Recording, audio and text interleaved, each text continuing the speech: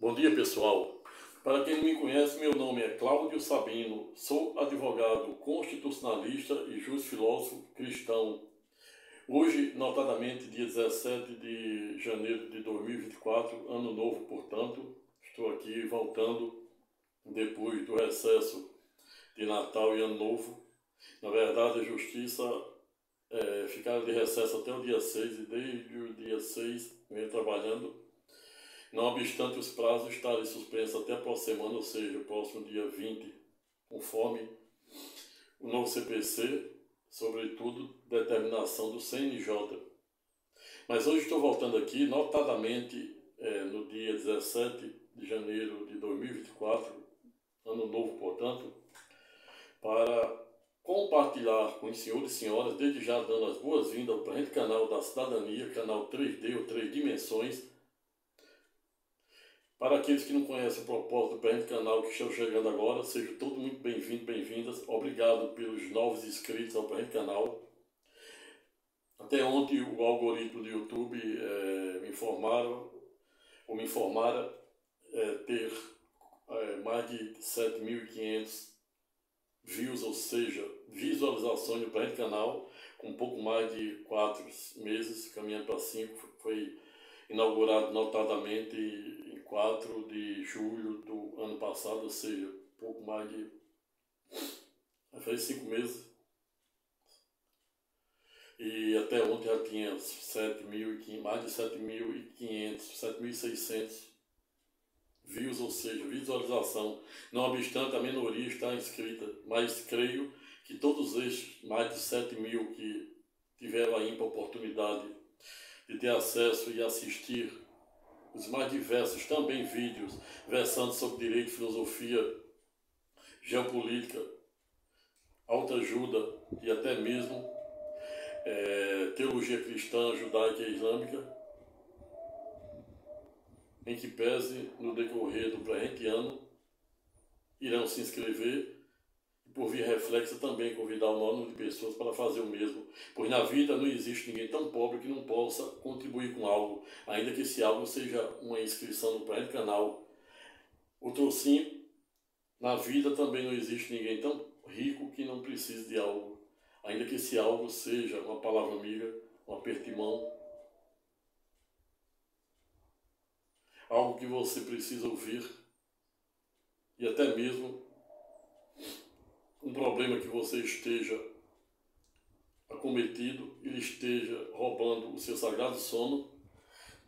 E no presente canal, por meio das diversas aulas versando sobre o direito da cidadania, onde eu contextualizo e reverbero as mais diversas decisões que vêm sendo tomadas pelo STJ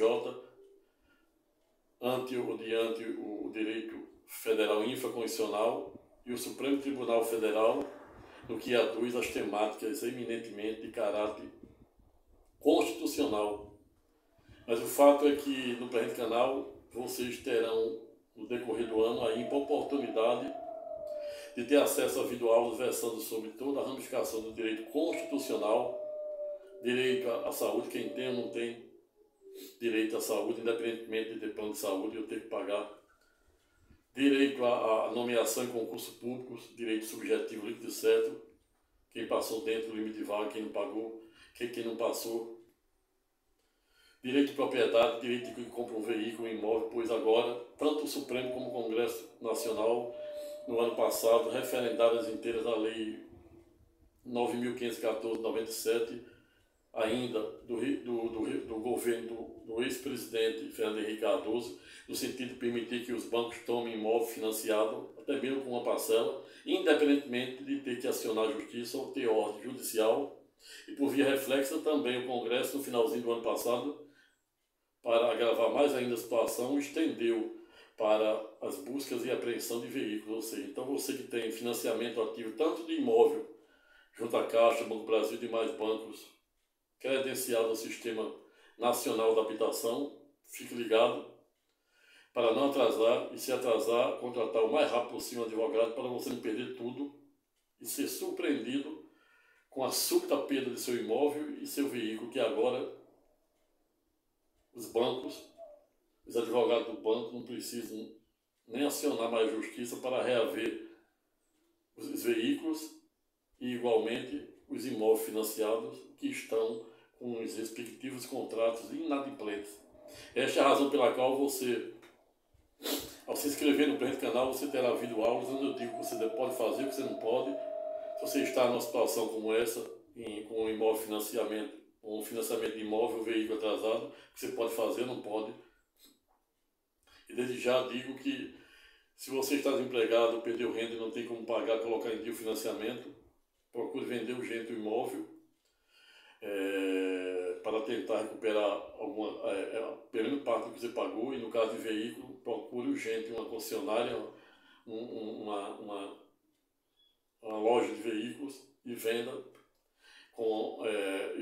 para determinado lojista com a exigência de quitar os respectivos débitos para você tentar recuperar pelo menos o que pagou.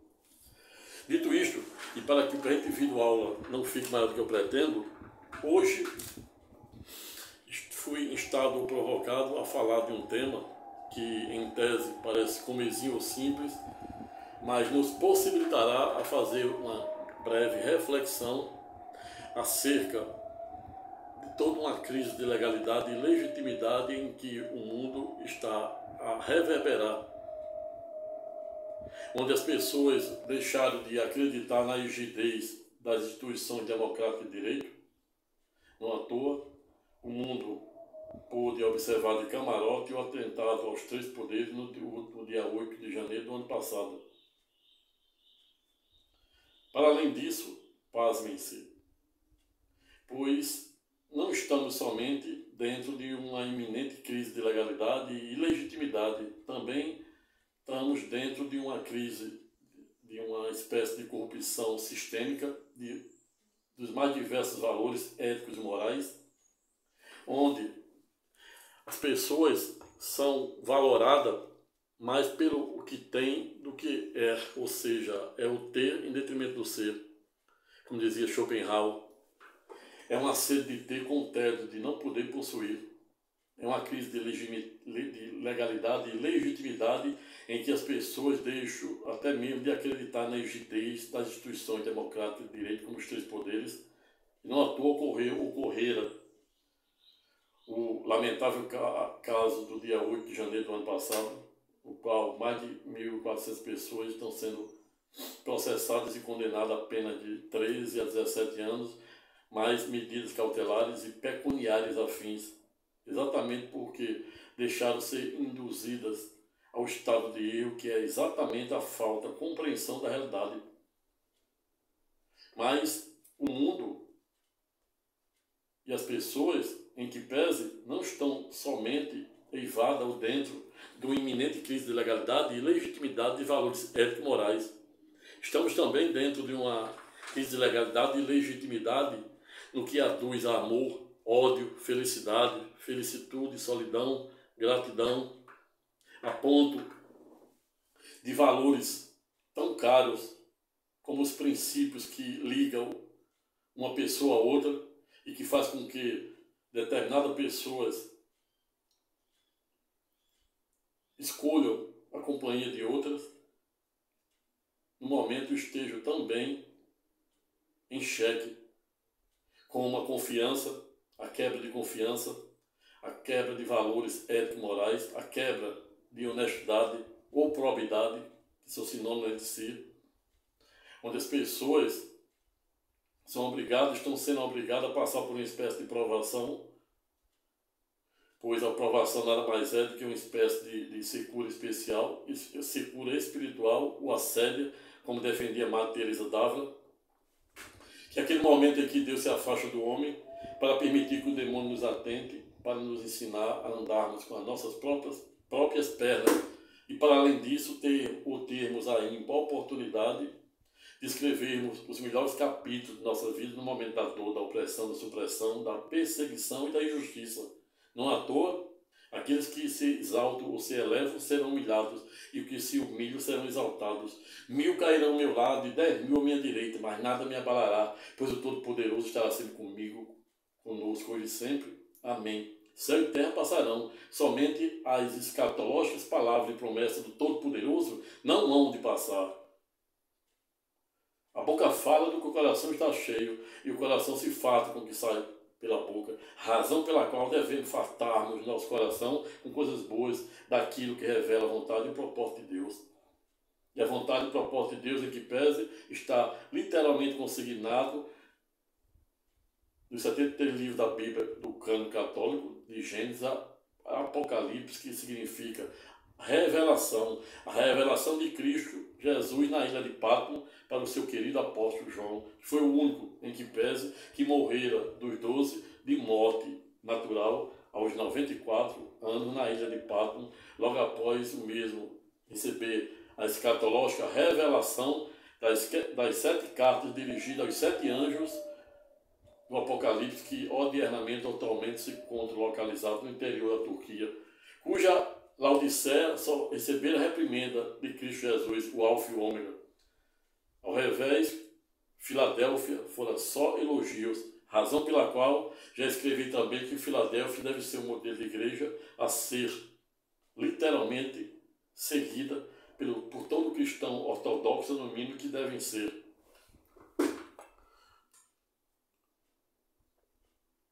Dito isto, já passo a comunicar o título objeto do nosso estudo de hoje, abre aspas.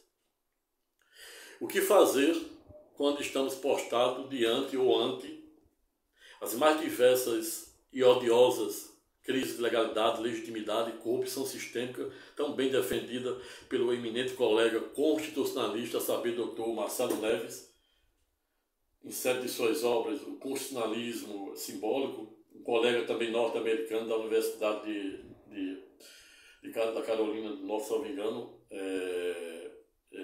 David Landau, um best-seller, constitucionalista, também escreveu uma tese do constitucionalismo abusivo, que consiste exatamente em determinados estados soberanos, e aí, nesse caso, se dirige notadamente aos estados soberanos da América do Sul, ou seja, aos estados soberanos, aos países autocratas ditatoriais como Djibouti, Coreia do Norte, a Venezuela e demais regimes autocráticos, a ponto de determinadas autoridades, chefes de Estado, chefes de governo, Arábia Saudita, etc., se valer de uma espécie de algo que é legítimo e constitucional, portanto, como decreto, para se perpetuar no poder. Outros se valendo desses mesmos institutos constitucionais para esvaziar os poderes de outros poderes, como legislativo e executivo, como foi o caso mais recente, o ano passado, primeiro semestre do ano passado, o Estado soberano de Israel aprovaram a primeira parte da medida no sentido de esvaziar ou diminuir os poderes dos ministros daquela corte. Mas no finalzinho do ano passado, a Suprema Corte de Israel, ou seja, a Corte Constitucional de Israel, como similar ao Supremo Tribunal Federal aqui no Brasil, declarara ipsilis, ou seja, inconstitucional, a respectiva reforma. E esta é a razão pela qual irei fazer um vídeo aula para delimitar os contornos e alcances desta decisão da Corte Suprema de Israel e como reagirá o Parlamento Unicameral de Israel, que é composto por 120 parlamentares federais, diferente do nosso, que é bicameral por 2 casas, ou seja, Casa Baixa com 513 deputados federais, dividido por um H de humanismo, por 81 senadores que representam entre si os estados, ou seja, os 26 estados da federação e mais o Distrito Federal, e os 513 deputados federais representando o povo.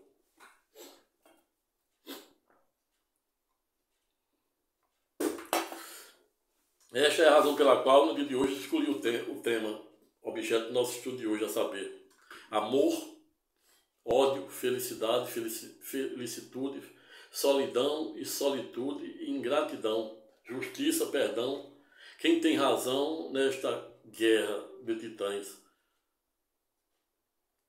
Como dizia Shakespeare, para quem certa feita não ouviram em dizer, existia entre o céu e a terra no luz mais coisa do que a nossa vã filosofia imagina.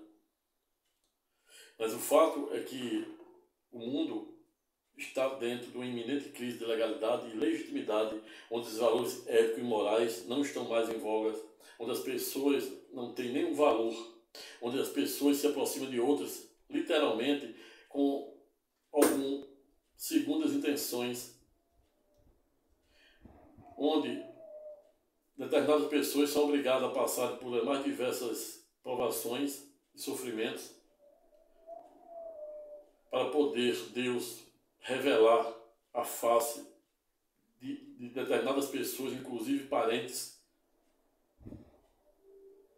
que você até então achava que eram leais, que eram probo ou honestos com você, que eram gratos com você, e aí Deus lhe faz você andar pelo vale da sombra da morte, que é o lugar onde Deus usa para nos ensinar a enfrentarmos os mais diversos e complexos problemas do dia a dia e aprender a superá-los. E para além disso, termos a ímpar oportunidade de escrevermos os melhores capítulos de nossas vidas no momento da dor, da opressão, da supressão. E é assim, às vezes, as pessoas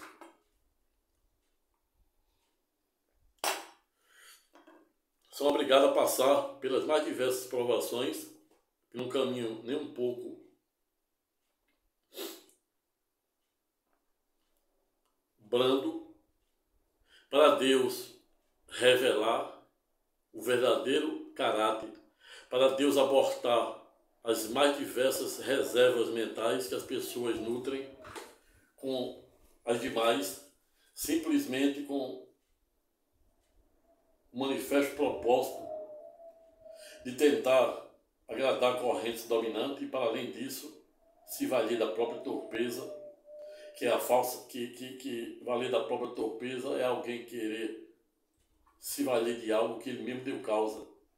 É pessoas imputarem acusações, falsas imputações, calúnias odiosas, sem nenhum cabimento e sem nenhuma justa causa, para uma pessoa que só fez o bem, como na verdade essa pessoa está querendo transferir aquilo que ela faz, a sua conduta, a sua deletéria e nociva conduta ética para pessoas de bem. E Deus permite que essa pessoa vítima ande no vale da sombra da morte e passe até por uma provação que nem merece, para descobrir o verdadeiro caráter das pessoas que lhe circundam. Às vezes dói a pessoa descobrir que as pessoas que ela mais ama, ou pelo menos que mais amaram, e que mais poderia e jamais esperava que iriam lhe apunhalar pelas costas, que iria ser ingrato, são aquelas que mais lhe desapontam. Os estoicos, notadamente Sêneco, que foi um filósofo atemporal da Grécia Antiga, defendia que, assim como um filósofo em idos de 1960, 1961, a saber o Ernesto Heuer, que foi a inspiração do grande Mandela quando estava expressivo 27 anos preso pelo apartheid, ou seja, a segregação racial. William Ernesto Heuer foi pedagógico no sentido de dizer que somos o senhor de nosso destino e, por via reflexa, somos o comandante de nossa alma. Mas o estoicismo, notadamente na pessoa do filósofo Sêneca, é pedagógico no sentido de dizer que não temos o poder de mudar as pessoas, mas temos o poder de mudar os nossos pensamentos, rever os nossos conceitos, se acompanhar ou não, continuar ou não se acompanhando com determinadas pessoas, tomar ou não determinadas medidas, escolher ou não determinadas pessoas, determinados lugares. Isso a gente tem essa faculdade, é um direito potestativo. Para quem não sabe, direito potestativo é o verdadeiro livre-arbítrio, que nada mais é o livre-arbítrio do que um direito potestativo de a pessoa fazer, um direito subjetivo da pessoa fazer ou não fazer determinada coisa sob pena de responder sobre as condutas desviantes. Ou seja, a pessoa que abusa do direito, Quem abusa do direito comete ato ilícito. Ninguém pode acusar ninguém sem provas, sob pena de responder calúnia, difamação, falsa imputação, tudo isso na seara criminal e também na seara civil. Ninguém pode abusar do direito. Quem abusa do direito comete ato ilícito. Quando você tem algum direito, você tem que procurar os meios legais, legítimos, o palco adequado, procurar de forma educada e respeitosa falar com uma pessoa para saber se ela fez isso. Notadamente quando é uma pessoa de credibilidade e honra. Ninguém pode sair acusando ninguém sem provas.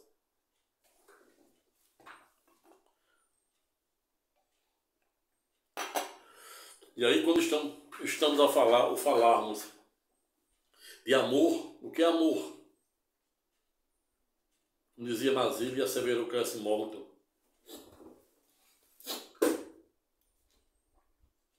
Buda, uma parábola budista, um indiano, certa feita, passara embaixo de uma filgueira, no Nepal, na Índia, e viu um Buda,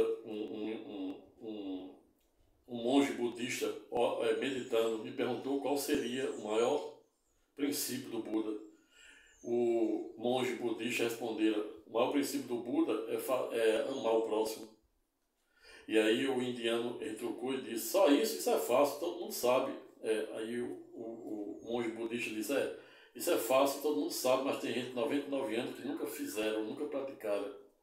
E é esta a razão pela qual um dos grandes protagonistas do avivamento norte-americano, a saber, Billy Graham, antes de morrer aos 99 anos, foi pedagógico quando disse que fé divorciada de ação é inócua, pois ela não atinge sua plenitude. Napoleão Hill também foi pedagógico em isso de 1900, quando foi contratado pelo magnata do aço, a saber, Andrew Carnegie, para passar 20 anos visitando mais de 6 mil empresários de sucesso para estabelecer 13, 16 princípios de como ter sucesso na vida. E ele estabelecera, dentre eles, dizendo que ninguém terá sucesso se a pessoa tiver o perfil de fazer só o que quer. Ato contínuo também não terá sucesso as pessoas que têm um perfil de fazer só aquilo que as pessoas querem, ou seja, remontando a teoria do Zen de Buda, teoria de evitar os extremos, que também é defendida pelo estoicismo, notadamente a pessoa do imperador Marco Aurélio e também do grande Sêneca, que é contemporâneo da época do imperador Nero, Calígula, e também contemporâneo de Jesus, Paulo de Tarso. Não à toa existe passagem de São Jerônimo, Dom Jerônimo, que era um teólogo, historiador judeu, que conta passagem de cartas epístolas ou carta trocada entre o apóstolo Paulo de Tarso com o filósofo Sêneca.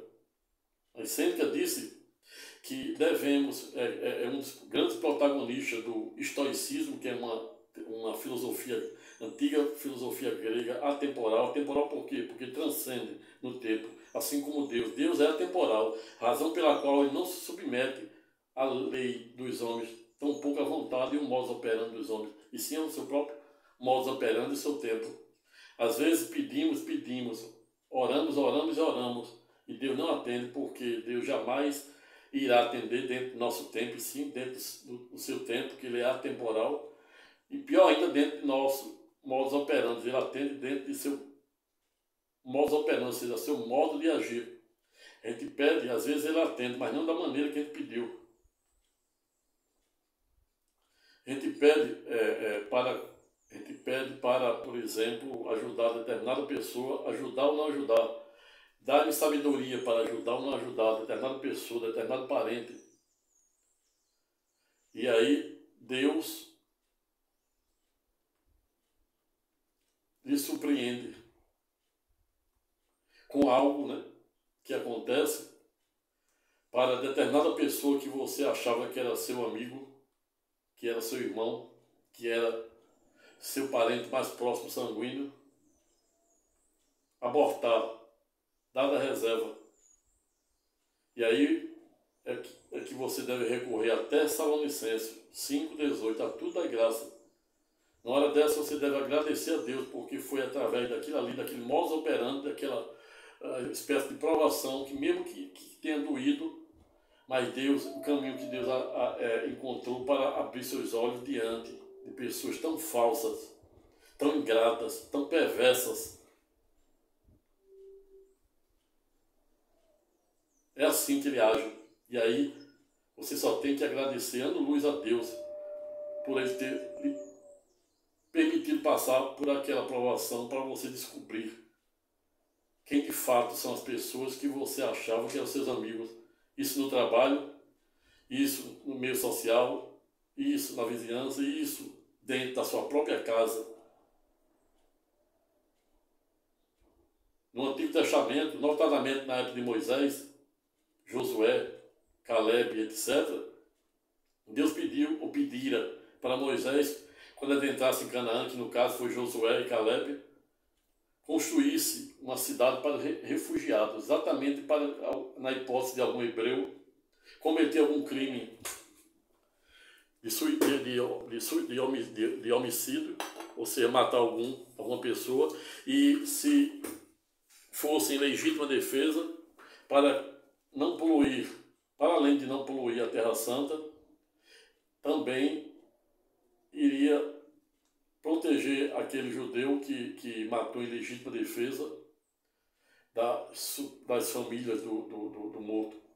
E aí Deus dá ordem para Moisés, repassado para Josué e Caleb, quando adentrasse na clássica Canaã, construir uma cidade para os refugiados. Veja aí que Deus encontrou razão e justificativa para perdoar até o homicídio. Moisés era um assassino e foi considerado um dos homens mais queridos pelo Todo-Poderoso, a ponto de ele dizer que quando existia profeta, conforme Jó 33, 15, 18, ele falava com o seu povo por meio dos profetas, por meio dos sonhos, imagem e objeto de sua criação.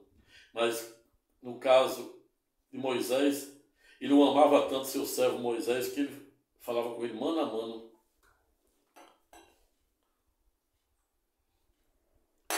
Mas o fato é que Deus perdoa até o assassinato, até o crime de homicídio. Não à toa, ele determinou que Moisés, quando adentrasse em Canaã, construísse uma terra para os refugiados, para não contaminar, para o assassino não contaminar a Terra Santa, e por via reflexo também acautelar que ele fosse morto pela família da vítima. Mas existe um pecado que Deus não gosta de perdoar, qual seja a ingratidão. Exatamente, a ingratidão é considerado o pior dos pecados para o Todo-Poderoso. Por quê? Porque não existe razão para uma pessoa ser ingrata com quem você abdica da sua vida, da sua infância, da sua juventude para criá-la, assuma a posição de pai, de pai, mesmo você nunca tendo nenhum filho, você abdica da sua juventude, da sua adolescência, da sua infância, da sua adolescência e da sua juventude para você ajudar a criar irmãos, próprios pais, e você, em determinado momento, descobre que a sua família é os seus piores inimigos. Você faz o maior esforço hercúleo para colocar dinheiro na conta deles, para ajudar, entrar na qualidade de advogado, entrar com ações para colocar adicional de 25%, ajuda de acompanhante, só isso aí, uma aposentadoria de um salário mínimo dá 300 e poucos reais, 330 reais. Você suspende, entra na justiça, suspende empréstimos, bota mais 300, entendeu? E é acusado, por via reflexa, de fazer aquilo que eles fazem, ou sempre fizeram a vida toda, que foi explorar os pais. Por isso que Deus e faz gravíssimas acusações sem nenhuma prova, e pior ainda, sem nenhuma justa causa, sem nenhuma legitimidade. É assim. E esta é a razão pela qual Deus considera como o pior dos pecados a ingratidão, porque não existe razão você dar o que comer, beber e vestir uma pessoa você abdicar a sua vida, abdicar a sua infância, renunciar diversas coisas para ajudá-los e você descobrir que eles são os seus piores algozes. Algozes como o governador Pôncio Pilatos na época de Jesus, mesmo sabendo que Jesus era inocente, teve uma oportunidade por 3 vezes e entregou Jesus à própria sorte, ou seja, na mão de seus maiores algozes, o inimigo que eram os fariseus. É isso que dói na carne e na alma. Alguém descobrir que as pessoas, seus maiores algozes são as pessoas que estão mais próximas de você. E Deus, no alto de sua infinita grandeza, faz você passar por determinadas coisas para você descobrir quem de fato são as pessoas que você achava que eram amigos, que eram irmãos e que eram parentes. Dói mais ainda quando, dada ingratidão, vem das pessoas que você mais ama e vem das pessoas em que você jamais esperaria.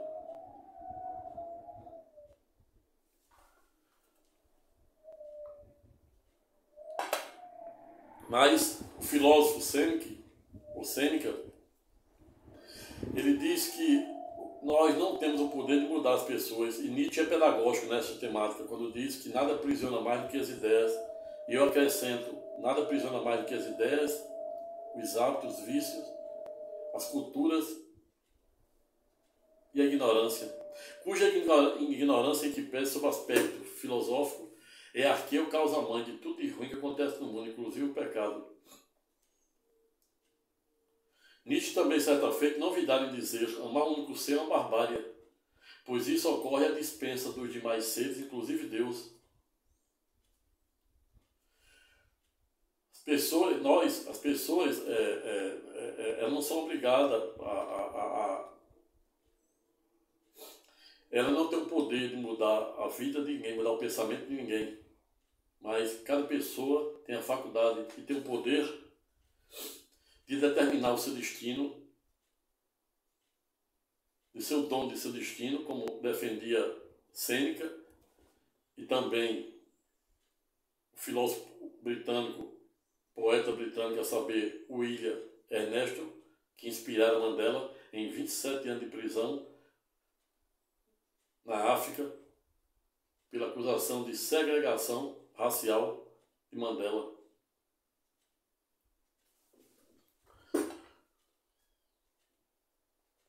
Sêneca nos ensina que não temos o poder de mudar as pessoas, mas podemos mudar os nossos conceitos, as nossas decisões, os lugares em que visitamos, em que frequentamos, as pessoas que nos acompanhamos. Podemos se posicionar, e isso é importante, porque a pior coisa do mundo é a pessoa viver em cima do muro. Ela tem que se posicionar para o sim ou pelo não, e aí você sabe o que ela está pensando. Mesma coisa de um cristão católico e dizer que é um católico não praticante, assim como um ateu dizer que é ateu não praticante, ou seja, ficar em cima do muro, como se dissesse, na hora que o bicho pegar, eu pulo para dentro. Não é assim. As pessoas não podem sair acusando as pessoas sem nenhuma justa causa, sem nenhuma razão, e pior ainda, sem nenhuma prova. Bem como as pessoas não podem esquecer, não podem cuspir, como dizia Augusto dos Anjos, poeta grande e transcendental, porque ele dizia erudito poeta paraibano, é Augusto dos Anjos, que ele diz: eu posso me dizer do amor que tive que não seja mortal, posto que a chama, mas que seja infinito e quanto dure. Mas tem uma passagem de uma das poesias de Augusto dos Anjos que diz que não devemos cuspir no prato em que comemos. Você acaba com um mau sacrifício, apenas a título de exemplo e a guisa de informação, para você contextualizar dentro do seu contexto aí, cotidiano, seja pessoal, profissional, familiar. Você faz um esforço hercúleo para até tirar de sua boca para visitar determinadas pessoas, parentes, comidas, bebidas, roupa, comidas, bebidas, etc., calçados, medicamentos e outras coisitas mais. E quando você vira as costas, se forma uma verdadeira conspiração contra você. E pasme-se, dessa conspiração você só tomará conhecimento porque o Todo-Poderoso fez você passar por uma determinada provação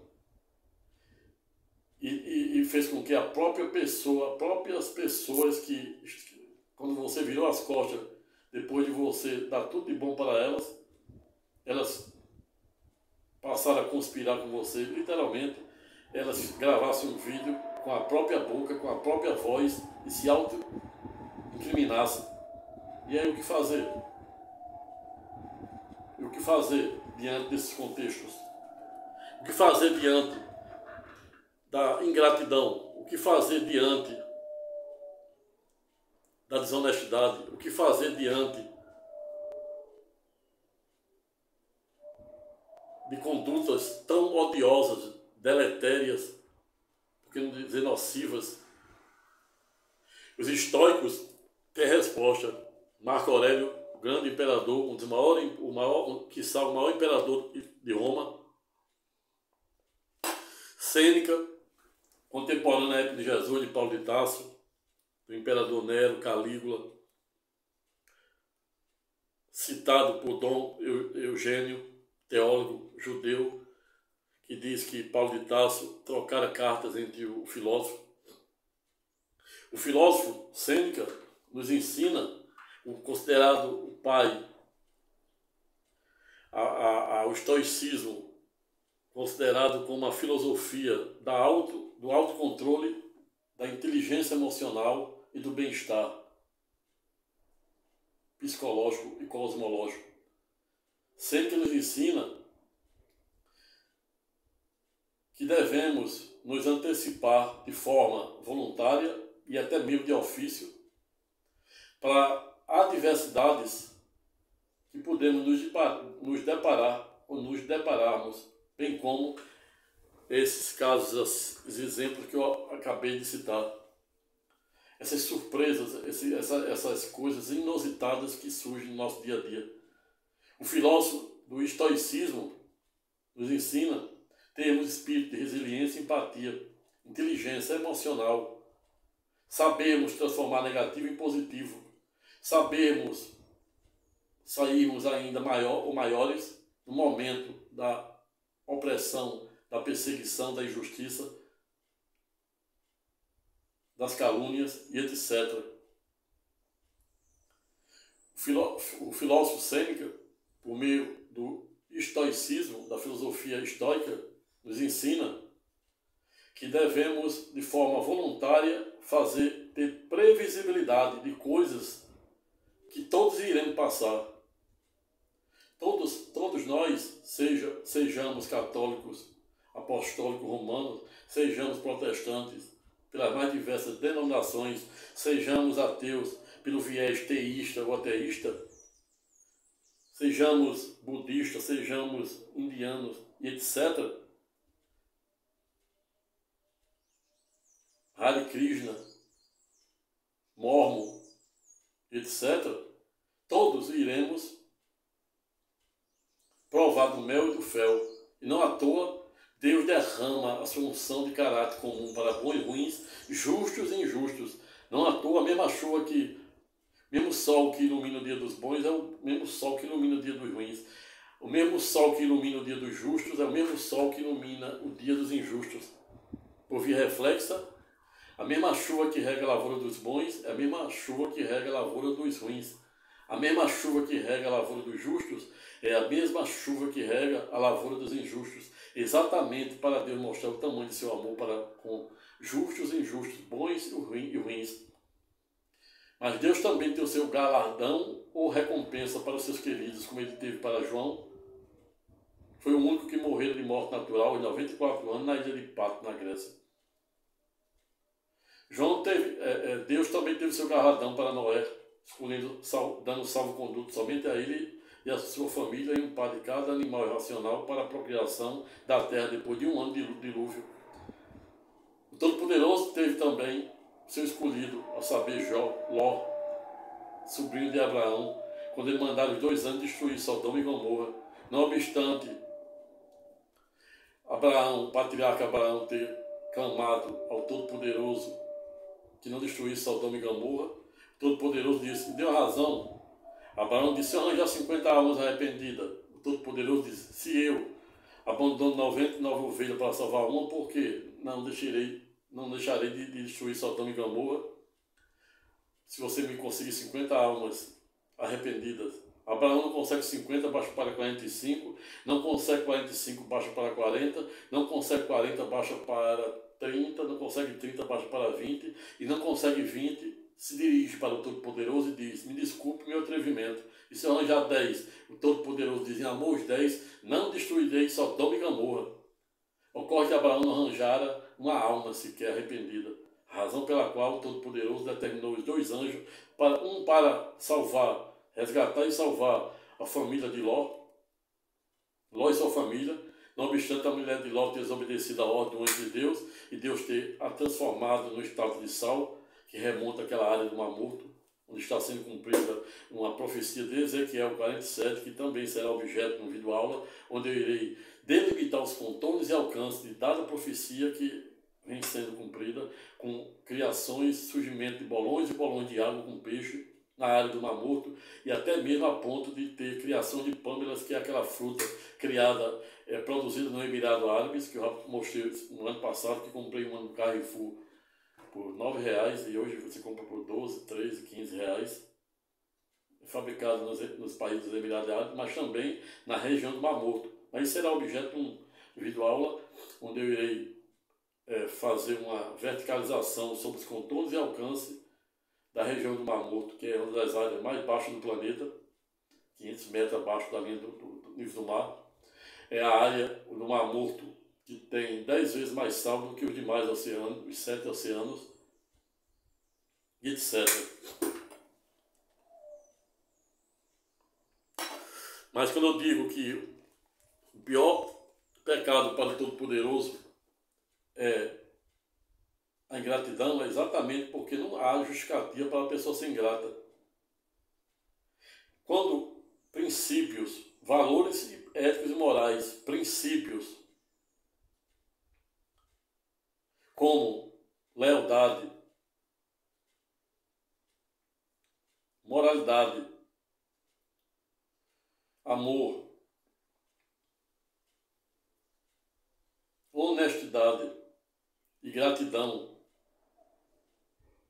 são violados, não há razão mais.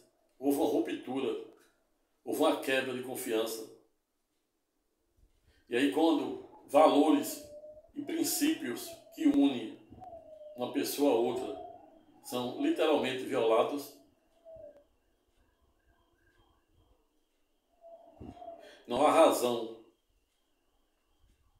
para determinada pessoa continuar a conviver com determinada pessoa, exatamente porque houve a ruptura de princípios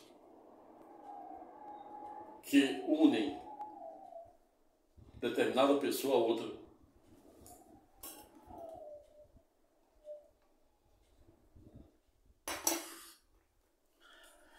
Mas o que é amor?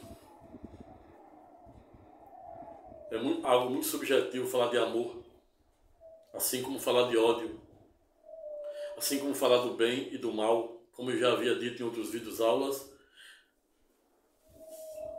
A física prevê que substâncias que são do mesmo gênero, elas tanto podem oscilar, vibrar para mais como para menos, ou seja, uma substância que é do mesmo gênero com uma temperatura pode vibrar tanto para frio como para quente. O mal pode vibrar para o mal para o bem.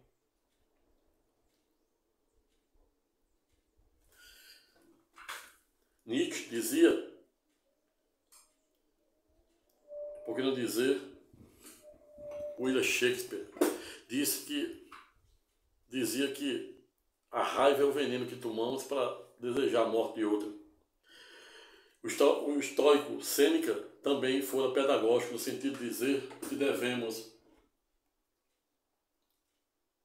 nos libertarmos dos grilhões da raiva, da ingratidão, da injustiça, das calúnias e etc.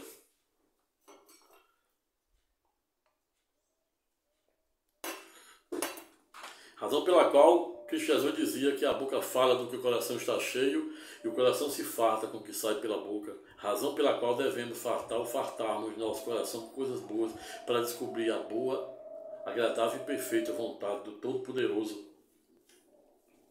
Mas o fato é que existe diferença de solidão para solitude. Solidão é um estado físico em que uma pessoa resolve ficar só, fisicamente. Solitude é diverso de solidão, porque a solitude é uma faculdade que o homem tem de ficar só, de escolher ficar só, para se conectar com o seu próprio eu. Jesus fizera isso a vida inteira, os 33 anos que passaram na terra, quando orava e vivia meditando no deserto, 40 dias e 40 noites. Felicidade é algo efêmero, que você está acompanhado de muitas pessoas e solitário ao mesmo tempo. A pior solidão é a solidão acompanhada. Então é melhor você estar no estado de solitude, você escolher ficar só, para se conectar com o seu eu interno, a ter que estar acompanhado com milhares e milhares de pessoas e se sentir o pior das pessoas. Esta é a razão pela qual existe diferença entre felicidade e felicitude, solidão e solitude. Como existe diferença entre justiça e perdão. O Piano dizia que justiça é dar a cada um que é seu. Ao revés, perdão, em tese, é dar algo a alguém que não merece. E esta é a razão pela qual o dom do perdão pertence somente a Deus. O homem, o máximo que pode fazer é desculpar, jogar para debaixo do tapete. Quando vem o primeiro surto de raiva, dispara aquele gatilho e ele fica ipsilítice, transtornado.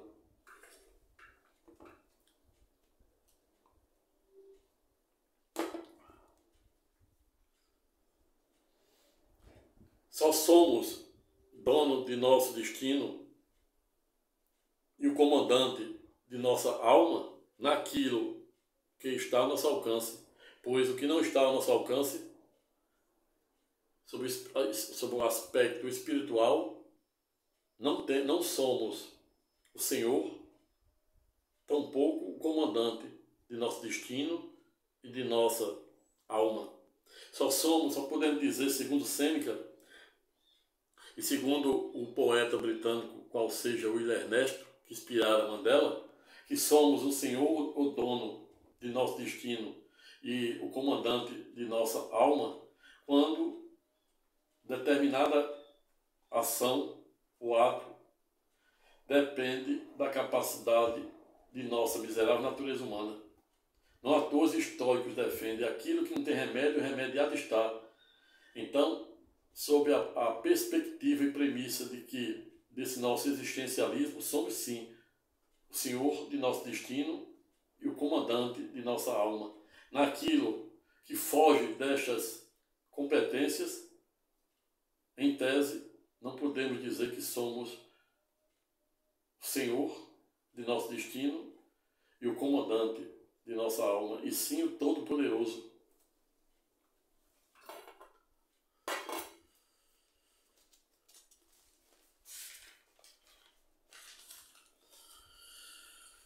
Diante de dadas premissas, de dadas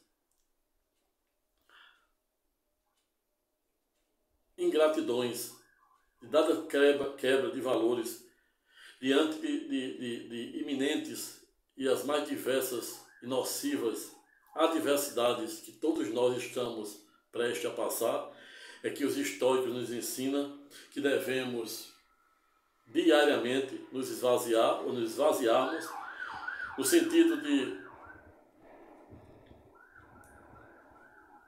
fazermos ou termos previsibilidades das mais diversas, nocivas e complexas adversidades que poderão advir em nossas vidas. Agindo assim, segundo os estoicos, notadamente na pessoa de Sêneca, iremos prepararmos nosso espírito, nossa mente e a nossa alma para sofrer ou sofrermos menos, munindo nos postulados dos 7 dons do poder do Espírito Santo, qual seja ciência, consciência, domínio, mansidão, fortaleza e sabedoria, sobretudo temência ao Todo-Poderoso. Razão pela qual finalizo o presente estudo temático sem ter a menor pretensão de esgotar a matéria, tampouco faz nenhum demérito àqueles que pensam em sentido contrário, no sentido de dizer que o mesmo poder, o mesmo conhecimento, a mesma arma que liberta, cura e salva, ao revés, se não bem utilizada em prol do interesse comum e social, ao revés terá o condão de aprisionar, destruir e até mesmo matar. Pessoal, vou ficando por aqui. Não tive a menor pretensão de esgotar a matéria, tampouco faz nenhum demérito àqueles que pensam em sentido contrário. Se gostaram desse singelo vídeo de retorno, se inscreva no presente canal, aperte o sininho, deixe o seu comentário de forma educada, respeitosa e elegante. Fique com Deus e até a próxima.